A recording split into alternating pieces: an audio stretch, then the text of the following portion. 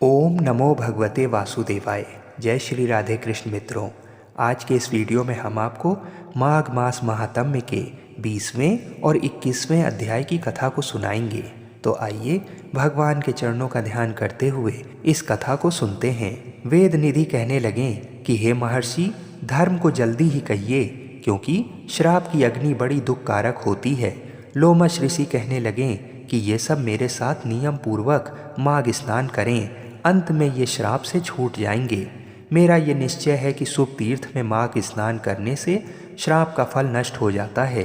7 जन्मों के पाप तथा इस जन्म के पाप माघ में तीर्थ स्नान पर स्नान करने से नष्ट हो जाते हैं। इस अच्छोद में स्नान करने से अवश्य ही मोक्ष की प्राप्ति होती है। राजसूय और अश्वमेघ यज्ञ से भी अधिक फल माघ मास स्नान से होता है। अतएव संपूर्ण पापों का सहज में ही नाश करने वाला माघ स्नान क्यों ना किया जाए। आइए अब 21वें अध्याय की कथा को सुनते हैं। लोमश जी कहने लगे कि पूर्व काल में अवंती देश में वीरसेन नाम का राजा था। उसने नर्मदा के किनारे राजसूय यज्ञ किया और अश्वमेघ यज्ञ भी किए, जिनके खंभे सोने के बनाए गए। ब्राह्मणों को अन्न का बहुत सा दान दिया और बहुत सी गाय, सुंदर वस्त्र और सोने के आभूषण दान में दिए। वह देवताओं का भक्त और दान करने वाला था।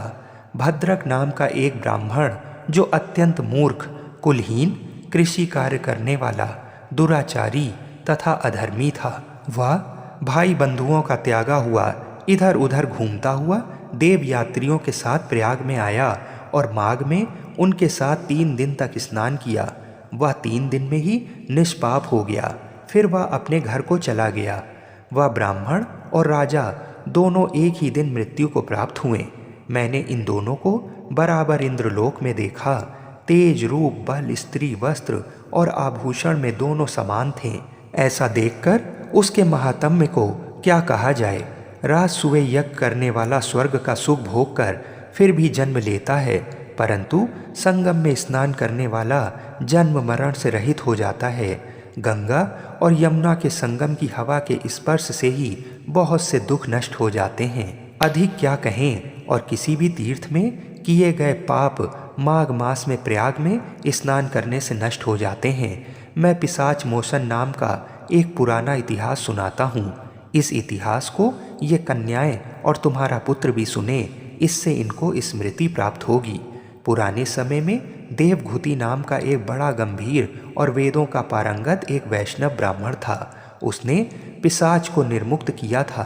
वेद निधि कहने लगे कि वह वहाँ का रहने वाला किसका पुत्र, किस पिशाच को उसने निर्मुक्त किया।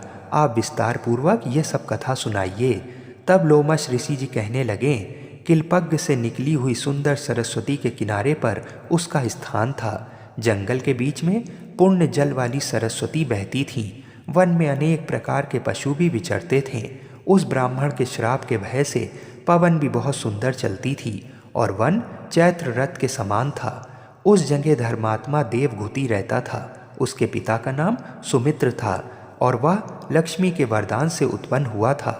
वह सदैव आत्मा को स्थिर रखता, गर्मी में अपने नेत्र सूर्य की तरफ रखता, वर्षा में खुली जगह पर तपस्या करता, हेमंत ऋतु में सारस्वत सरोवर में बैठता और त्रिकाल संध्या करता।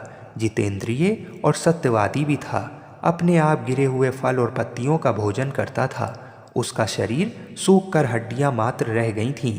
इस प्रकार उसको तप करते हुए वहां पर 1000 वर्ष बीत गए। तप के प्रभाव से उसका शरीर अग्नि के समान प्रज्वलित था।